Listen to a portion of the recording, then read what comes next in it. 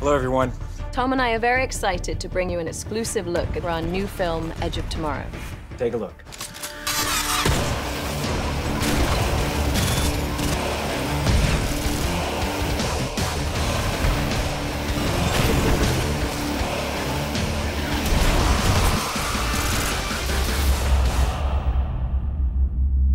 I mean, I crushed it, but... I crushed it. Crushed it. If we do not defeat them in France, we'll be fighting them in the streets of London, then New York, then Tokyo. All of humanity is at stake. It takes place in the future, and it's an extraordinary adventure. It's got a post-apocalypse feel to it, but people are surviving. Operation Downfall. The entire might of the UDF exterminating this mimic scourge along the way.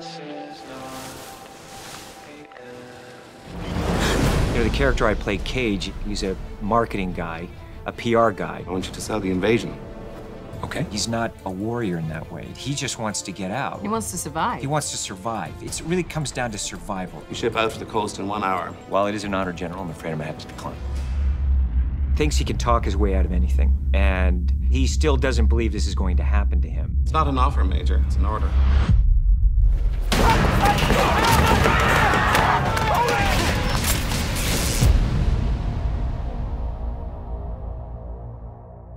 What day is it? Judgment Day. You just realize there's no way out. He's not going to get out of combat. Remember, there's no courage without fear. I think there's something wrong with your suit. Yeah, there's a dead guy in it. And he's forced into this situation, and he's basically going to die. How do I turn the safety off of my weapon? What? How do I turn the safety off? Oh my God!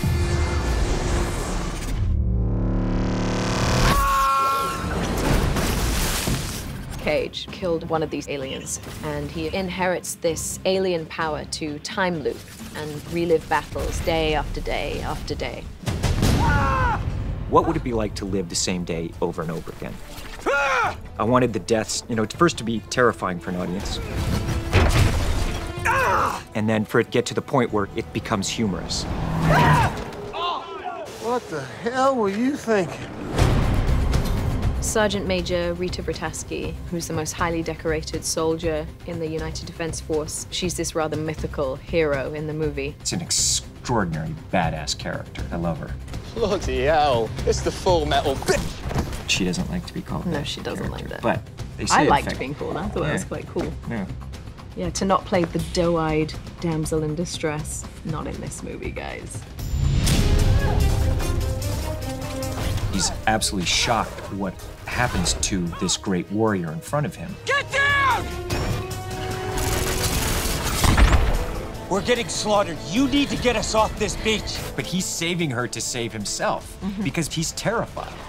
And he doesn't know what's happening to him, and this is a nightmare. Come on! Come find me when you wake up! Yeah. At first, he just wants to find out, you know what's happening to me, tell me so I can end this and get out. What happened to you happened to me. I had it, I lost it, okay? I feel that when Rita meets Cage for the first time, I think she despairs at the idea that this guy, who has never fought a day in his life, is the only hope to them winning the war. I think she's like, really, this guy. I mean, that's great. There's a cure. How do I get rid of this? First, I need your help. With what exactly? Winning the war. You have Rita, who's also seeing this guy that has that power, has that It's a valuable alien power. weapon. It's a valuable weapon, and now there's a chance of hope. And he enlists her help to help train him and help him survive. You hijacked their power. How do I control it? You have to die. And I think there was nothing more joyous for me than seeing you play a character who is so useless at what he's doing and inept at fighting. All right, Cage, let's see what you got. She's teaching him how to be a soldier. Keep your eyes open. The fact that I got to train him is just incredible. Stop, wait a second. Again, again, again. You okay, Cage? I think I broke something. What? My back. The only thing I can feel in my lips. I think we better start over, don't you? What? By the time the training's over, he's become dangerous. You can do this. You keep coming here every day and I'll train you. You already have. So you see his struggle and you admire it and cheer for it. Sarge, the new guy. What's his name again? He's having to take on more and more of the realization that, yes, he is going to have to do this.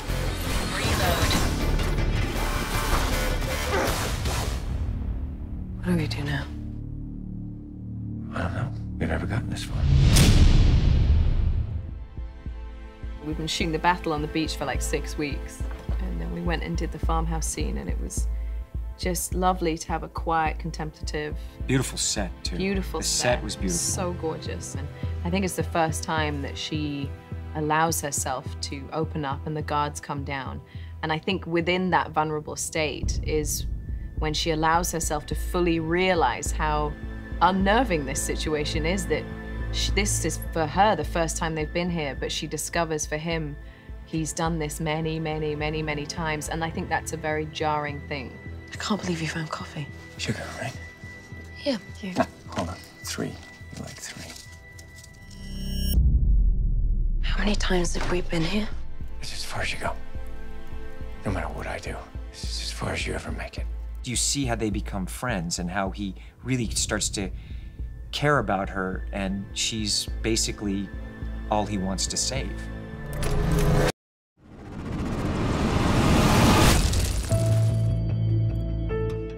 For me, the heart of this film is determination and the perseverance of the human spirit. You really feel these two characters together that are alone but want to save the world. I thought you were dead. Not yet.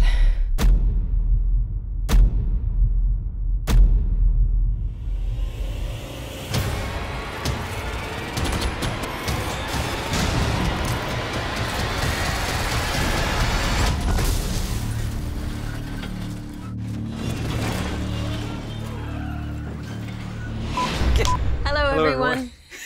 Come on, man. We say it every time. 5 for 3. Hold it. No, and then he goes, 2, 1. The exosuit is supposed to give us this effortless power, and we can run and jump and smash and fight. I did not want to do a CGI suit so that it'll feel real to the audience. I showed up a couple of months early to really R&D the suit. The exosuit itself is very detailed. The kind of weapons that it carries are just fun, cool. I don't think anything quite prepares you for the sheer weight of the suit. The suit itself weighed 85, 90 pounds, and depending on the armament, anywhere from 120 to 125 pounds. And action! I cried on Tom Cruise the first day I put the suit on, and I didn't cry again for the rest of the shoot, but that first day I was like so overwhelmed by the weight of the suit. Everyone enjoyed the grueling aspects of that suit. And then you get used to it, and I now really love stomping around in the suit. It was exciting to be this lethal powerhouse. It's an infectious thing to be around Tom Cruise. He has this wonderful, irrepressible enthusiasm every day on set. He strived for it to be the best version of every moment, every scene, every day. It's not just action when it's done well, it's character, it's story.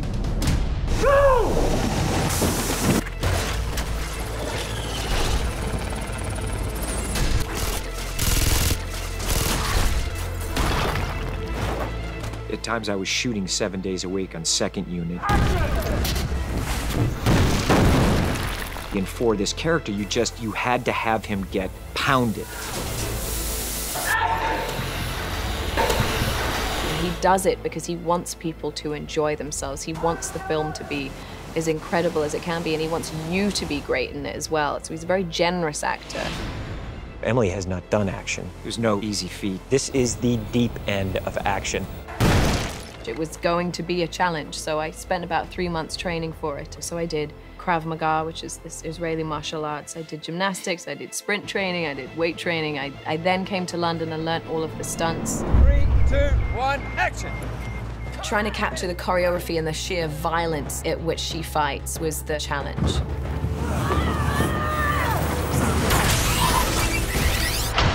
The first day you thought you broke your nose, do you know what I mean? almost did break my nose. It had to be put back into You know what I mean? You're doing stunts. I smacked myself in the face because I caught my sword on the wire, and I hit myself with my own sword. It wasn't even a cool story. It wasn't like, oh, like Tom missed a punch and smacked me in the face. You know, it was I hit my. That would be cool. That would have sucked.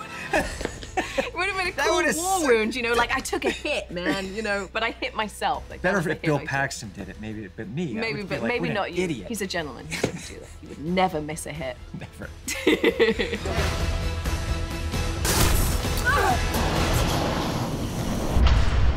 Doug Liman is someone who I've always wanted to work with. Here's a guy who takes a genre like Bourne and invests you in that world and those characters in the same manner Mr. and Mrs. Smith. His filmmaking, he's very unique and very entertaining. And action! Doug is exhilarating to work with in many ways because you never know what he's going to throw at you or what shot he wants to try next. You come out, and there it is. It was like shooting an independent, you know, Totally. big budget film, which... He's very spontaneous, Doug, you know, and that's quite, you know, exciting and exhilarating for us to be around. Somebody who's willing to try anything on the day. And he's game for anything, to the point where he'll grab the camera off the camera guy, he'll run around and pretend to be an alien for us to kind of react to, you know. Mimic! Mimic!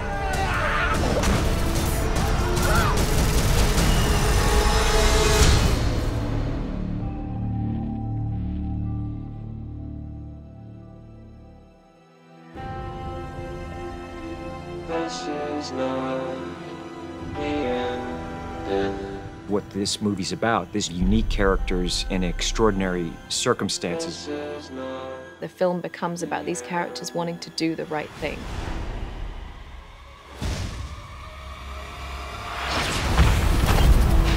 That was the journey that we went on every day, was really trying to find the humanity in this relationship in a very high concept movie. This is not the end. And so it is science fiction, but it's just a big adventure. This is not the end.